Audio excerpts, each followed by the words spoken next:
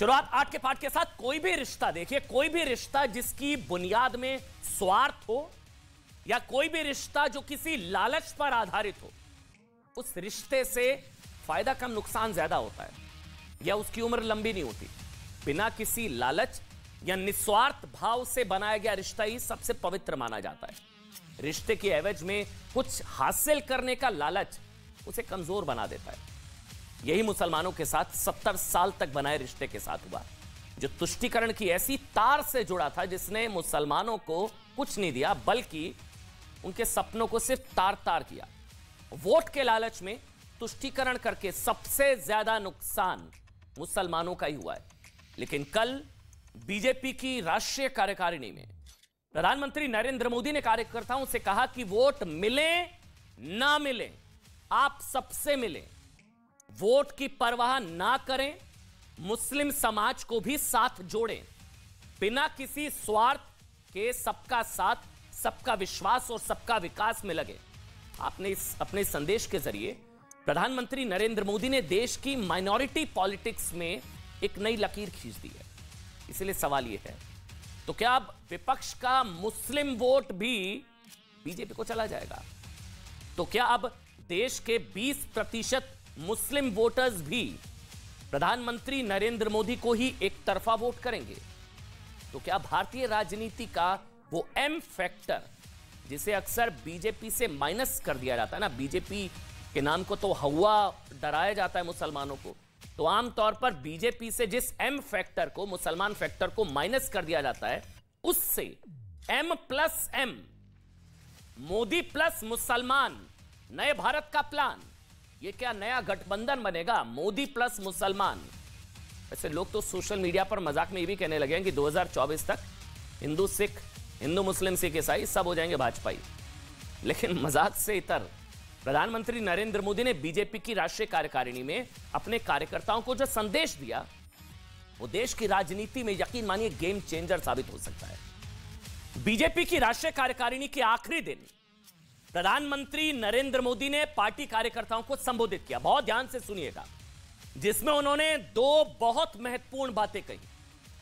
ये दो बातें 2024 का पूरा गेम बदल कर रख सकती हैं, पूरा गेम। पहली बात, पसमानदा, बोहरा और दलित और पिछड़े समुदाय के मुसलमानों से मुलाकात की जाए। उन्होंने कहा कि पढ़े लिखे मुसलमानों को सरकार की योजनाओं की जानकारी दी जाए, उनसे संपर्क बनाएं। दूसरी और सबसे महत्वपूर्ण बात उन्होंने ये कही कि मुस्लिम समुदाय के साथ भरोसे का रिश्ता कायम किया जाए। उन्होंने आगे कहा, जो शुरुआत में मैंने बताया ना कि निस्वार्थ भाव से बनाया गया रिश्ता, उन्होंने कहा कि इस बात की परवाह ना करें कि मुसलमानों का वोट मिलेगा या नहीं मिलेगा। वोट मिले ना मिले, आप सबसे मिले, आप सबको साथ लेकर चलें। प्रधानमंत्री की कोशिश अगर एक हद तक भी सफल हो गई, एक हद तक भी, तो यकीन मानिए इससे भारतीय राजनीति की तस्वीर पलट सकती है। इसलिए हम मोदी के इस मंत्र को 2024 का गेम चेंजर फॉर्मूला कह रहे हैं। इसके अलावा प्रधानमंत्री नरेंद्र मोदी ने 3 और महत्वपूर्ण बातें कही, बहुत ध्यान से सुनिएगा। पहली बात जो प्रधानमंत्री नरेंद्र मोदी ने कही, लापरवाही बरतने और अति आत्मविश्वास से भर जाने की कोई जरूरत नहीं है, अति आत्मविश्वास से बचें। दूसरी बात, बड़ी बात जो उन्होंने कार्यकर्ताओं को संबोधित किया, रविवार के दिन, संडे के दिन ईसाई समुदाय के लोग जब चर्च पहुंचे तो बीजेपी कार्यकर्ता वहां जाकर उनसे मुलाकात करें। ऐसी ही पहुंच सिखों के बीच भी बनाई जाए, यह प्रधानमंत्री ने कहा। और तीसरी बड़ी बात, सबसे महत्वपूर्ण जो उन्होंने कही कि देखिए राम मंदिर का सपना पूरा हो गया। उन्होंने कहा जरूरत इस बात की भी है कि संत रविदास और महर्षि वाल्मीकि को समर्पित मंदिरों में भी जाएं और इन महापुरुषों की जयंती भी धूमधाम से मनाई जाए, यानी दलित और पिछड़े वर्ग के लोगों से संपर्क स्थापित कर उन्हें अपने साथ लाया जाए। आज हम प्रधानमंत्री नरेंद्र मोदी के जीत के इन सभी मंत्रों को एक एक करके डिकोड करेंगे और आपको बताएंगे कि चाहे पसमानदा मुसलमान हो, बोहरा या फिर पिछड़े और दलित मुसलमान, इन्हें साथ कर बीजेपी कैसे नामुमकिन को मुमकिन कर सकती है। मतलब आप इसको ऐसे समझ सकते हैं कि अगर भारतीय राजनीति के अमर के साथ अकबर और एंथनी भी बीजेपी के पाले में आ गए तो अनहोनी को होनी करने से कोई नहीं रोक सकता। प्रधानमंत्री नरेंद्र मोदी ने पहली बार अपने किसी संबोधन में पसमानदा मुसलमानों का जिक्र किया। आपने शब्द कई बार सुना होगा, पसमानदा मुसलमान, पसमानदा मुसलमान। बल्कि वो कई मौकों पर वो ये कह चुके हैं कि पसमानदा मुसलमानों को मुख्यधारा में वो लाना चाहते हैं। इसलिए आज सबसे पहले आप ये समझिए पसमानदा मुसलमान कौन होते हैं। पसमानदा दरअसल फारसी का एक शब्द है जिसका अर्थ होता है छूटा हुआ। यानी पसमानदा उन मुसलमानों को कहा जाता है जो विकास में कहीं पीछे छूट गए हैं, जो दलित हैं, पिछड़े हैं। मुसलमानों में जो विकास की दौड़ में पीछे छूट गए हैं, जो दलित हैं, पिछड़े हैं, पसमानदा जो छूट गए हैं। आप जानकर हैरान रह जाएंगे कि भारत के 20 करोड़ मुसलमानों में से 80% मुसलमान पसमानदा ही हैं। 80%, 20 करोड़ मुसलमान 80% पिछड़े हैं, यानी कि पसमानदा मुसलमान ही हैं। और तुष्टीकरण ने सबसे ज्यादा इनका नुकसान किया, मैं आगे आपको समझाऊंगा। यानी कि वो मुसलमान जो अशिक्षित हैं और आर्थिक रूप से बहुत पिछड़े हुए हैं, जिन्हें पढ़े लिखे और संभ्रांत मुसलमानों की तरह वो सम्मान नहीं मिल पाता। आप इसे भारत के मुसलमानों का 80-20 भी कह सकते हैं। मतलब जैसे हिंदू और मुसलमान 80-20 की यूपी में लड़ाई थी ना, वैसे ये मुसलमानों का 80-20 है। 80 पसमानदा और 20 जो है वो संभ्रांत और समृद्ध मुसलमान। क्योंकि भारत के 80 करोड़ मुसलमानों में से 80%, मतलब 20 करोड़ मुसलमानों में से 80% आज भी गरीबी और पिछड़ेपन का दंश झेल रहे हैं। आपको सुनकर हैरानगी होगी कि जैसे हिंदू धर्म कई जातियों में बटा है। इसको बहुत ध्यान से सुनिएगा। आपने सुना होगा ना भाई, हिंदू धर्म तो भाई कई जातियों में बटा हुआ है, उसको टुकड़े टुकड़े करने की कोशिश भी होती है। हिंदू में क्षत्रिय है, ये है, वो है, ठाकुर है, ब्राह्मण है, बनिया है। हिंदू टुकड़े टुकड़े हैं, हिंदुओं में जातियां हैं। वैसे मुसलमानों में भी कई जातियों और वर्गों में मुसलमान भी बटा हुआ है। आमतौर पर यह माना जाता है कि इस्लाम धर्म में कोई जाति प्रथा नहीं है, लेकिन यह बात सच नहीं है। सच्चर कमेटी की 2006 की रिपोर्ट के मुताबिक भारत में मुसलमान 3 वर्गों में बटे हुए हैं। पहले अशरफ, समझिए, अशरफ मतलब उच्च या शरीफ का बहुवचन अशरफ। रिपीट करूंगा, शरीफ का बहुवचन अशरफ। अब अशरफ होते हैं आर्थिक रूप से मजबूत और संभ्रांत माने जाते हैं।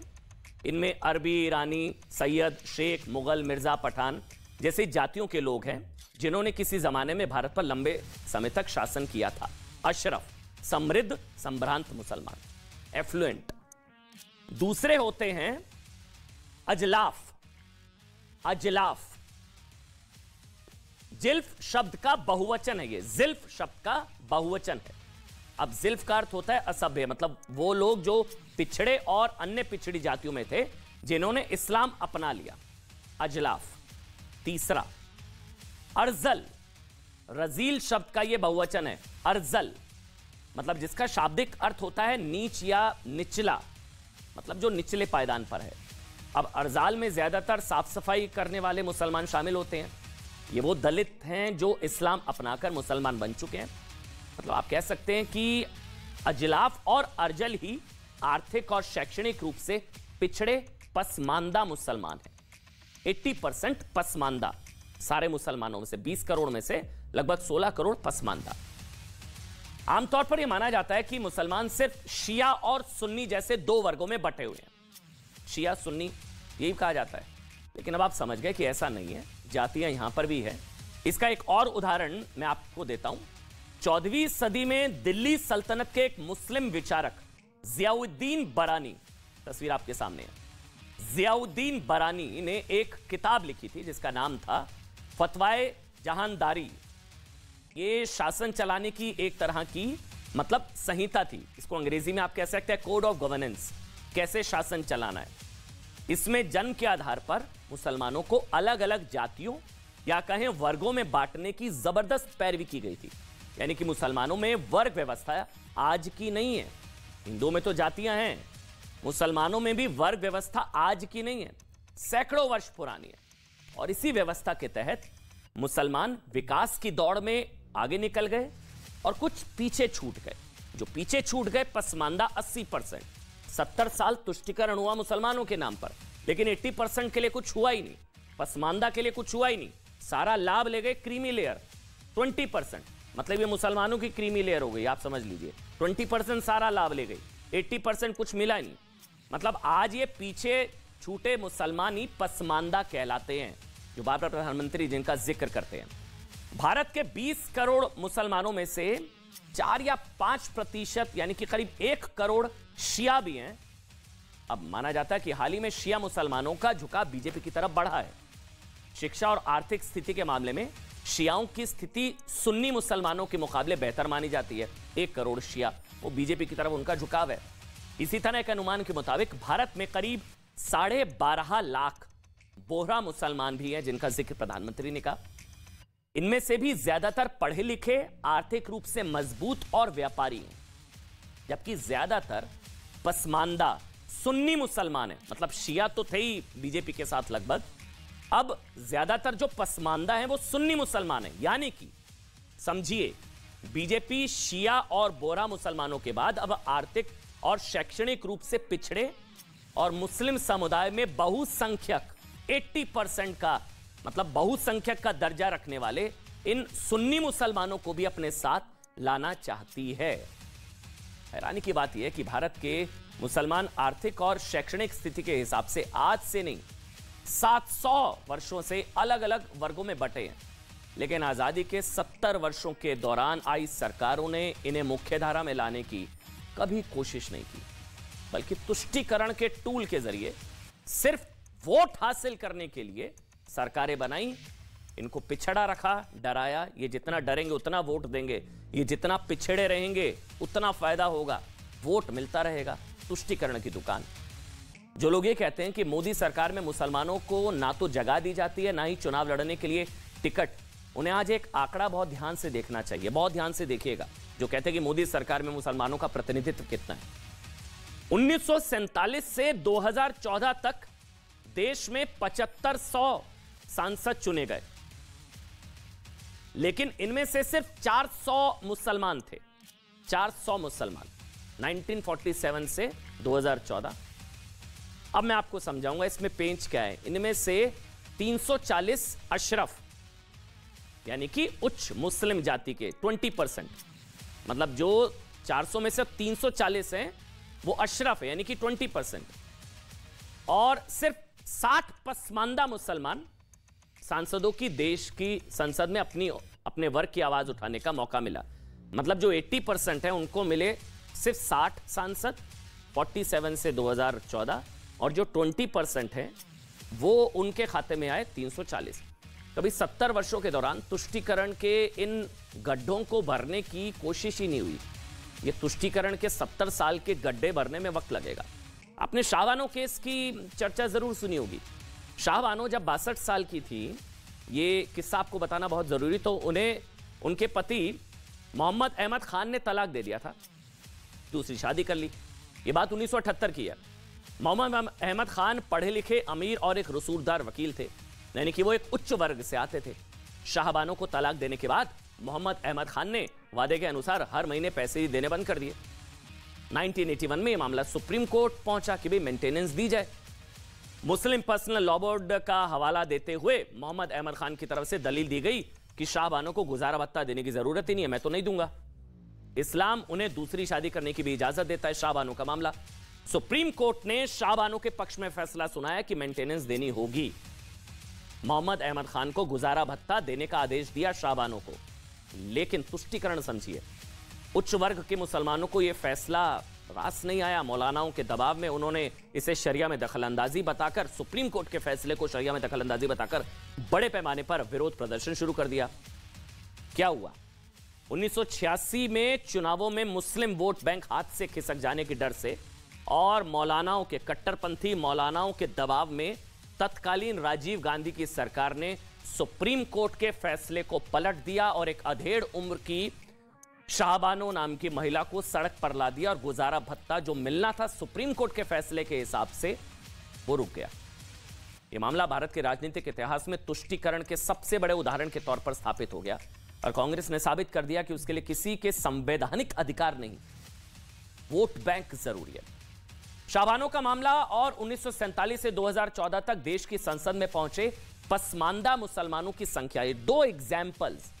भले ही कांग्रेस समेत विपक्षी पार्टियां देश के 20 करोड़ मुसलमानों को अपना स्थायी वोट बैंक मानती हैं कि 20 करोड़ हमारे हैं, 20 करोड़ में से 80% पर तो कभी ध्यान ही नहीं दिया पसमानदा। असल में इन 20 करोड़ मुसलमानों के बीच पिछड़े 80% मुसलमानों की चिंता किसी को नहीं रही, पसमानदा मुसलमान जिनकी बात प्रधानमंत्री ने की है। इसके उलट जब 2014 में बीजेपी की सरकार आई तो सरकार ने ट्रिपल तलाक को गैर कानूनी घोषित कर दिया ताकि शाहबानो जैसी लाखों मुस्लिम महिलाओं की जिंदगी तबाह होने से बचाई जा सके। लेकिन विपक्ष ने ट्रिपल तलाक पर भी ऐसा माहौल बनाया जैसे सरकार मुसलमानों के अधिकार छीन रही है। क्या हुआ? इसी तरह 2019 में देश को जोड़ने के लिए अनुच्छेद 370 हटाया गया, वो अलगाववाद को खत्म करने के लिए। इसके नाम पर भी डराया गया, यह भी बताया गया कि यह भी देश के मुसलमानों के खिलाफ है फैसला। खौफ पैदा किया गया, ये डर की दुकान अब बंद होएगी। सीए के नाम पर मुसलमानों को सरकार के खिलाफ भड़काने की साजिश हुई। सीए का भारत के मुसलमानों से कोई लेना देना ही नहीं था, वो विदेशियों को नागरिकता का कानून है, भारत के मुसलमानों का लेना। अफवाह फैलाई गई नागरिकता चली जाएगी, एक नागरिकता गई किसी मुसलमान की सीए की वजह से। सीए और एनआरसी के नाम पर भी सरकारें देश के मुसलमानों को देश से बाहर निकालने की कोशिश कर रही है, डराया गया, फेक न्यूज फैलाई गई। राम मंदिर पर फैसला आया तो भी डर का माहौल बनाया गया, कहा गया कि देश की सड़कों पर रक्तपात हो जाएगा, शांति व्यवस्था बिगड़ जाएगी। आमतौर पर राष्ट्रवादी जो मुसलमान है वो राम मंदिर के साथ है, लेकिन डर की दुकान चलाने वाले डराते रहे। राम मंदिर सरकार का नहीं, सुप्रीम कोर्ट का फैसला था ये भी, फिर भी इसे मुसलमानों के दमन के तौर पर प्रोजेक्ट करने की कोशिश हुई। डराया गया ना, ये तमाम चीजों से मुसलमानों को डराने की एक तरीके से कोशिश हुई। चाहे राम मंदिर का फैसला हो, चाहे ट्रिपल तलाक का फैसला हो, पीएफआई पर बैन, जब पीएफआई पर बैन लगाया गया उस पर भी डराया गया। डर गैंग देश के मन में खौफ पैदा कर रहा था। लेकिन आपको पता है सरकार इन्हीं 80% पिछड़े पसमानदा मुसलमानों के लिए क्या कर रही थी? साफ पानी, शौचालय, मुफ्त एलपीजी सिलेंडर, सरकारी आवास योजना, मुफ्त राशन के जरिए इन 80% पसमानदा मुसलमानों की दुश्वारियां दूर की जा रही थी। यूपी, बिहार, झारखंड, पश्चिम बंगाल जैसे राज्यों में पसमानदा मुसलमानों तक पहुंचने के लिए स्नेह यात्रा निकाली जा रही है। हर राज्यों में अल्पसंख्यक मोर्चा की टीम बनाकर पसमानदा मुसलमानों तक पहुंचने की लगातार कोशिश की जा रही है। योजनाओं का, सरकार की केंद्रीय योजनाओं का बड़ा लाभ पसमानदा मुसलमानों को मिल रहा है। उनकी परेशानियों को सरकार तक पहुंचाने की लगातार कोशिश की जा रही है। और आपको पता है इन कोशिशों का नतीजा क्या हुआ? ये सुनिए। नतीजा ये हुआ, गुजरात चुनाव में बीजेपी ने मुस्लिम बहुल 12 में से 10 सीटें जीत ली। 12 मुस्लिम बहुल, उसमें से 10 सीटें बीजेपी ने जीत ली। नतीजा यह हुआ कि 2022 में उत्तर प्रदेश में हुए विधानसभा चुनावों में ऐतिहासिक रूप से 8% पसमानदा मुसलमानों ने बीजेपी को वोट दे दिया। 8%। 45% मुस्लिम आबादी वाले उत्तर प्रदेश के रामपुर के लोकसभा के उपचुनाव में बीजेपी 42,000 वोटों से जीत गई। रामपुर में। आजमगढ़ उपचुनाव में भी 13 साल बाद कमल खिल गया। उत्तर प्रदेश में 18% पसमानदा मुसलमान है, इसमें से 8% यानी कि आधे मुसलमानों ने लगभग अगर बीजेपी को वोट दिया। तो इससे आप समझ सकते हैं कि कैसे पसमानदाओं को लेकर या पसमानदाओं को लाकर प्रधानमंत्री नरेंद्र मोदी बंटवारा पॉलिटिक्स पर एक तरीके की स्ट्राइक होगी। भैया बांट ही नहीं पाएंगे ना आप, तो ये तो जोड़ने वाला फैसला है, आप बांट नहीं पाएंगे, बंटवारा पॉलिटिक्स पर स्ट्राइक है। दूसरा, वोट बैंक की दुकान पर बड़ा ताला लग जाएगा। तीसरा, डर गैंग को बेरोजगार करने वाला बयान है। अब डर गैंग डराएगा कैसे? पसमानदा तो इधर आ जाएंगे बीजेपी के साथ। तुष्टीकरण पर प्रहार हो रहा है एक तरीके से। तुष्टीकरण किनका? उन्हें तो योजनाओं में लाभ मिल रहा है। सांप्रदायिकता पर चोट, हिंदू मुसलमान बंद हो जाएगा भाई, जो हिंदू मुसलमान की दुकान खोलकर बैठे हैं उस पर चोट है। एक भारत श्रेष्ठ भारत का सपना सच हो रहा है ये प्रधानमंत्री के बयान से। और धर्म की राजनीति खात्मे की तरफ बढ़ेगी। ये हिंदू मुसलमान वाली राजनीति खात्मे की तरफ बढ़ेगी। निस्वार्थ भाव से मुसलमानों को साथ लेने का प्रयास और 70 साल तक खोदे गए तुष्टीकरण के गड्ढों को भरने की लगातार कोशिश का नतीजा है कि एक तरफ आप सोचिए कांग्रेस के नेता एके एंटनी क्या कहते हैं? वो कहते हैं कि मोदी को हराने के लिए हिंदुओं को साथ लाना होगा, हिंदुओं के वोटों की जरूरत है, मोदी को हराना हिंदुओं का साथ लाना है। और दूसरी तरफ प्रधानमंत्री नरेंद्र मोदी कहते हैं कि वोट मिले ना मिले तब भी मुस्लिम समाज को जोड़ा जाए। फर्क साफ है, ये सोच का फर्क है। वो कह रहे हैं मोदी को हराने के लिए हिंदुओं को साथ लाओ। और एक और फर्क कितना साफ है ये एक और आपको बताते हैं, इसे आप इस बात से समझ सकते हैं कि एक तरफ कांग्रेस समेत कई विपक्षी नेताओं ने क्या किया, एक वर्ग विशेष के वोट के लिए हिंदुओं को आतंकी बता दिया गया। यहां प्रधानमंत्री कह रहे हैं वोट मिले ना मिले सबका साथ जरूरी है। यहां एक वर्ग विशेष के वोट के लिए हिंदुओं को आतंकी बता दिया गया।